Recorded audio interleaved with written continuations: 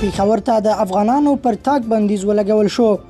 د پېښور پولیسو د محرم میاشتې په لومړۍ لسیزه کې د نظم د ساتلو او هر ډول تاوتریخوالو د مخنیوي په موخه ځانګړی پلان ترتیب کړی چې له مخې د نورو اقداماتو ترڅنګ پېښور ته د افغانانو پر تګ هم بندیز لګول شوی دی. ترهګر د محرم په میاشت کې په حسیني ویرجنو ترهګرې حملې ترسره کوي.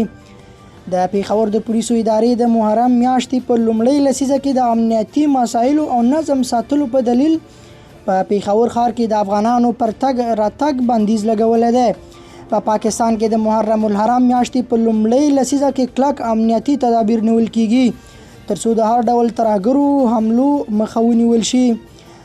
د ویلي که په دغه ورځو کې افغان کډوال له خپلو کمپونو بهر ولیدل شي نو له قانون سره سم چلن به ورسره وشي.